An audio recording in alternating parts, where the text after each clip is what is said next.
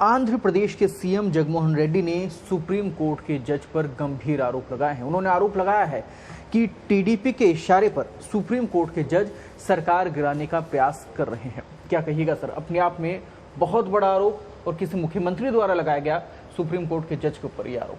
नहीं, ये भारत के न्यायिक इतिहास में, भारत के राजनीतिक इतिहास में, आज़ाद भारत के इतिहास में इस तरह का पहला मामला है। मुख्यमंत्री पद पर बैठे हुए किसी व्यक्ति ने सुप्रीम कोर्ट के जज के पद पर बैठे हुए न्यायाधीश पर इस तरह से सीधे सीधे आरोप लगाए हैं और सरकार को अस्थिर करने का आरोप है। गंभीर मसला ये है, जिन सुप्रीम कोर्ट के जज रमन्ना पर आरोप लगाए गए हैं वो जो है अभी सेकंड सीनियर मोस्ट हैं सुप्रीम कोर्ट में, और चीफ जस्टिस बोबडे के बाद में उनका ही वही वरिष्ठता में सबसे ऊपर है जी। तो सीजेआई बोबडे से ये शिकायत की गई है। एक पत्र लिखा है जगन ने बाकायदा लिखित, और पत्र लिख करके और ये आरोप लगाए हैं कि ये जो जस्टिस हैं वो तेलुगु देशम पार्टी के चंद्रबाबू नायडू, आपको याद होगा ये बिल्कुल,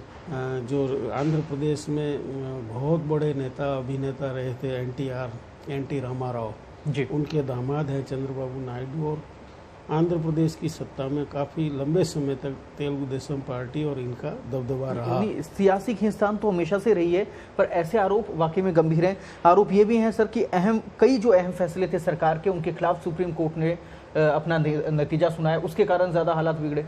नहीं, सुप्रीम कोर्ट भी और हाई कोर्ट में भी रहते वो भी, उनका तो ये आरोप है कि ये जो जस्टिस रमन्ना है, आंध्र प्रदेश में जब टीडीपी की सरकार थी तो राज्य के महाधिवक्ता थे, और उसके बाद में ये हाई कोर्ट के जज बने, फिर ये सुप्रीम कोर्ट के जज बने। और कहीं न कहीं ये बात इसमें, चूँकि पत्र लिखा गया है, पत्रिका ने आज इसको बहुत विस्तार से प्रकाशित भी किया है, इसमें साफ है कि कहीं न कहीं ज़मीन से जुड़े हुए मामले हैं। वहाँ पर सरकार चूँकि बदल गई, तेलुगु देशम पार्टी की सरकार नहीं, जगन रेड्डी की सरकार बन गई, तो उस समय जो भी मामले हुए थे उनकी अभी वहाँ जाँच पर चल रही है, और उसमें जो जस्टिस महोदय इसमें नाम लिया गया है पत्र में, उनकी बेटियों का कोई ज़मीन से जुड़ा हुआ मामला भी है। फिर ये भी है, कई फैसले ऐसे आए जो आंध्र प्रदेश के खिलाफ दिए गए, तो ये बड़े गंभीर आरोप हैं। अगर आंध्र प्रदेश से जुड़े हुए मामले थे जी, और कहीं न कहीं अगर वो सुप्रीम कोर्ट में आए या हाई कोर्ट में आए, तो कम से कम जैसे जस्टिस रमन्ना वहाँ के महाधिवक्ता रह चुके हैं, तो उनको कम से कम इन मामलों की सुनवाई से बचना चाहिए था। लोकतंत्र के लिए या किसी भी देश के लिए इसे अच्छा नहीं कहा जा सकता अगर न्यायपालिका पर सवाल उठते रहे। नहीं, न्यायपालिका पर अब देखिए धीरे धीरे सवाल उठने लगे हैं पिछले कुछ समय से जी। न्यायपालिका ही हमारी एक ऐसी संस्था है जिस पर आज भी देश की जनता का पूरा विश्वास है। कोई भी मामला हो, पीड़ित का एक ही स्पष्ट बयान रहता है, उसको उसकी देश की कानून व्यवस्था पर जी। और देश की न्यायपालिका पर पूरा भरोसा है। वो भरोसा यदि लेस में रत्ती भर भी अगर कहीं न कहीं हिलता है तो गंभीर मसला है। और ये जो पत्र है ये एक तरह से बहुत बड़ा ब्लास्टिंग है, धमाका है कि इस तरह का पत्र लिखा गया है एक चीफ मिनिस्टर के द्वारा। अब इस पे सीजेआई क्या कार्रवाई करते हैं, क्या कदम उठाते हैं, केंद्र सरकार का क्या रवैया रहता है, ये सारी चीज़ें देखने की होगी। और हमारे आने वाले समय में न्यायपालिका का क्या रहेगा वो उस पर भी मुझे लगता है इसका कहीं न कहीं कोई असर आएगा। और सारी, क्योंकि जिस तरह से न्यायाधीशों की नियुक्तियों को लेकर के सवाल उठते हैं, तो ये कहीं न कहीं जो पहले और बाद में भी कई, तो ये जो न्यायाधीश के पद पर रहने से पहले भी लाभ के जैसे महाधिवक्ता रहे हुए हैं सरकार के ही, तो आगे जाकर के कहीं न कहीं एक दूसरे की वो मदद का सिलसिला तो रहता है।